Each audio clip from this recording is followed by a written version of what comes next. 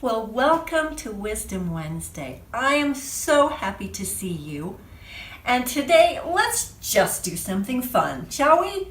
I think that it would be fun just to do a little bit of jewelry. So, if you're thinking, nah, I don't wear jewelry, I get you. I don't wear a lot myself. But I think once in a while it's really fun to make and do something of your own, and then you might have more of a tendency to wear it. I have gone to a place wearing a pendant that I have made, and someone has said, Jeannie, I love that pendant. You know what I did? Took it right off, sold it to them right there on the spot. It was awesome. And they said, no, I don't want you to take yours off. Hey, I got more at home.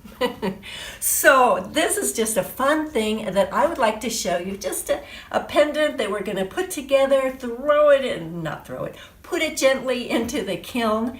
And, just something that you can do just for fun. So let's get started. Okay, so first of all, glasses, very important.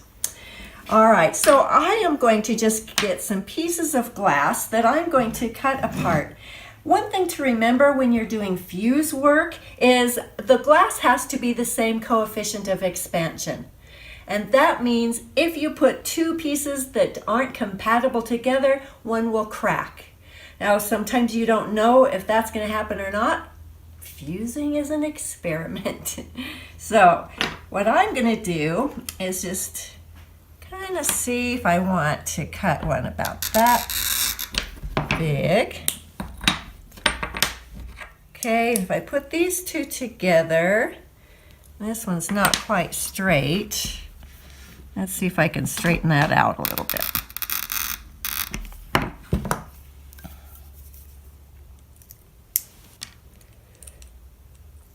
And fusing is a fun thing because even if you have an edge that's not quite straight, once you fuse it, then it rounds out a little bit, which is kind of fun.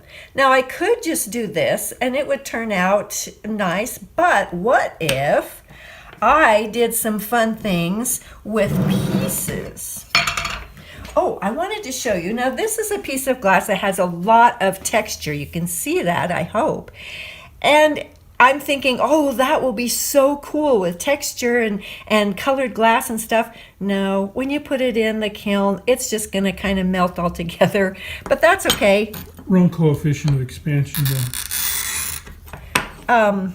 Okay, so if David just reminded me this is the wrong coefficient of expansion. We are using a System 96, correct? Okay, and so what do you think this is? Something else, I'm not sure. Something else, not coefficient.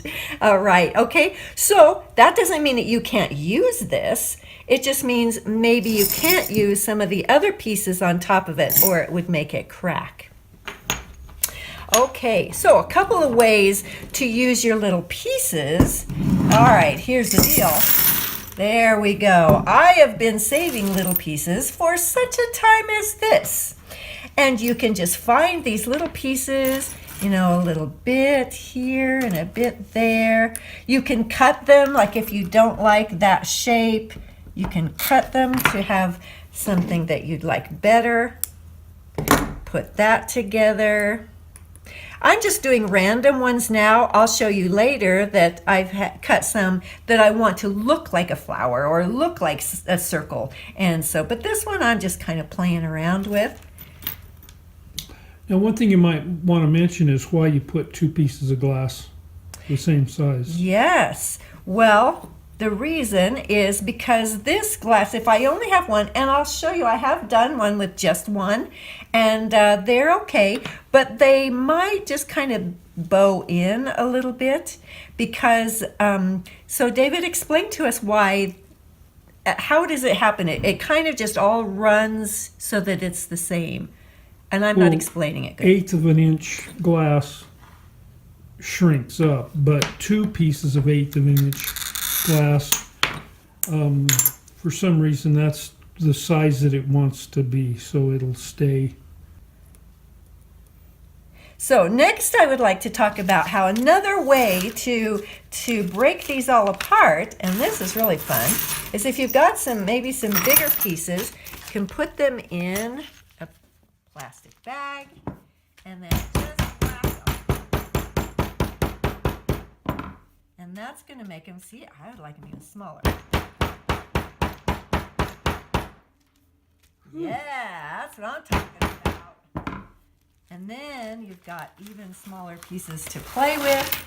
And there you go. And you've had a little bit of fun getting some of that energy out. All right, so now we need to get a little bit of glue. This will help them not to just go all over the place. All right, let's put these on again. Any old way. Just making a fun little design here.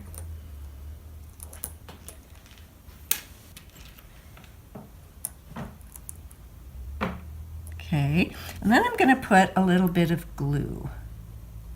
And what kind of glue is that, Jeannie? I will show you. This is called glass tack. Okay. All right, we'll put our top piece on and then gently carry it over here to the kiln. Okay, it looks a little lonely there, so I'll probably give it some friends.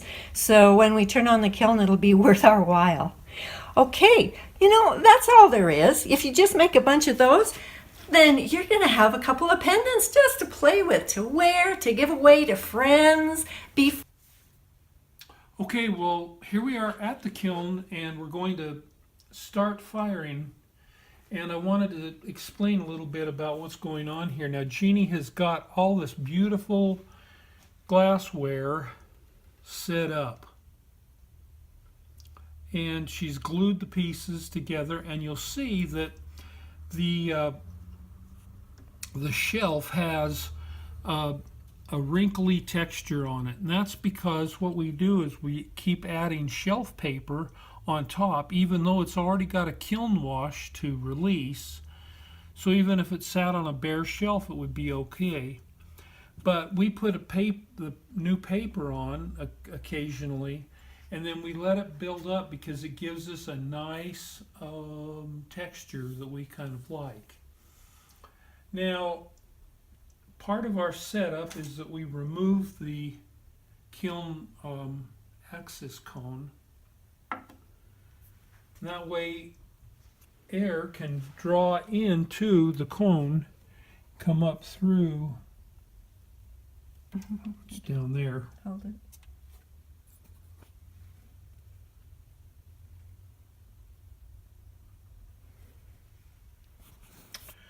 So then air can be drawn through the cone, and then when we lower the lid, I use this little block here to hold it open, and that way I've got airflow coming into the kiln and out of the kiln so that I don't have particulates trapped in the kiln that could devitrify our final pieces.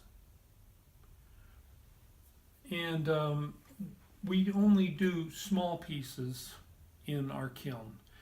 Big pieces have seemed to elude us.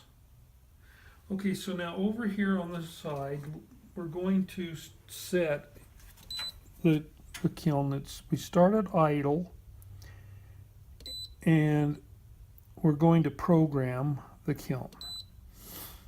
So ramp 1 is set for 1011. That's how fast it goes up. And it's going to go up to 1000 degrees. And it's going to hold for none. Now ramp 2 is going to be a full ramp. It's going to go up as fast as it can to 1400 degrees. And it's up to 1400 degrees, and it's going to hold for 1 minute.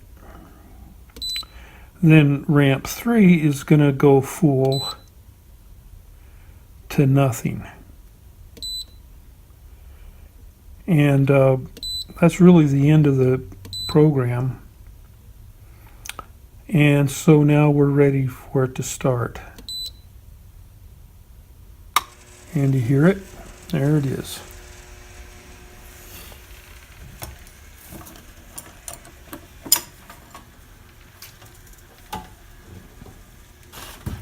Okay.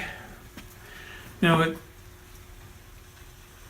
doesn't take long to get hot, but it takes a long time for it to cool down.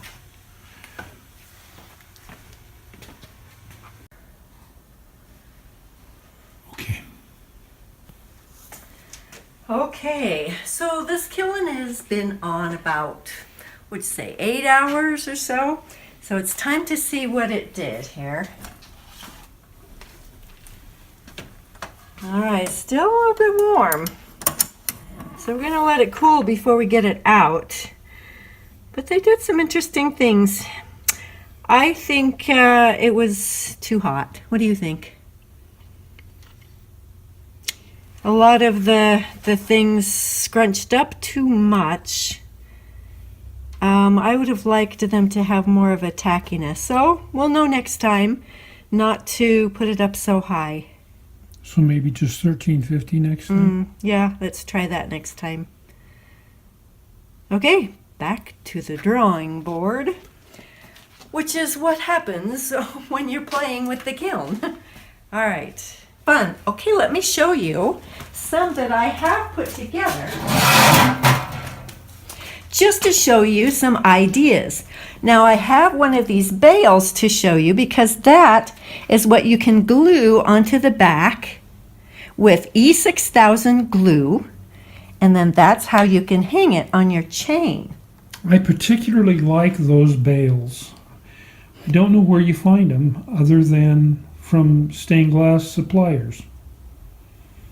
They sell them at jewelry stores like Hobby Lobby. Not that size.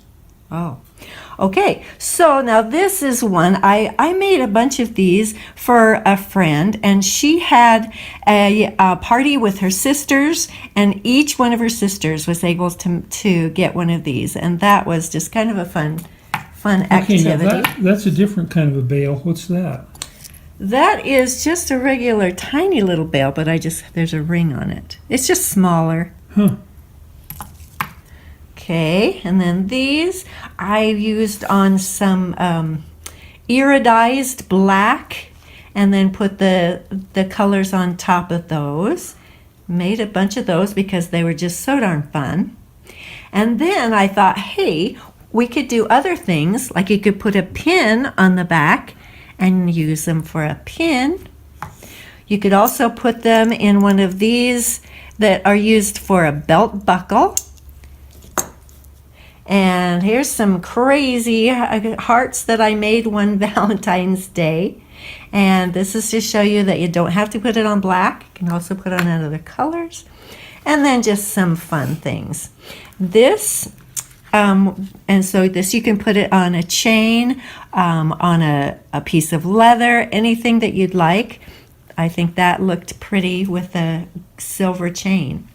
I think it looks good to have it in a box because of the presentation too. All right, yes, you're right.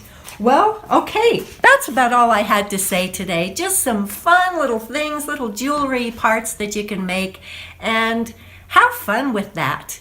And so if you're still wanting some new information, I have another thing and a surprise for you next time with a little bit about jewelry too. So we'll talk a little bit more about jewelry in our next video, so be sure to tune in. Subscribe to our channel because it's fun.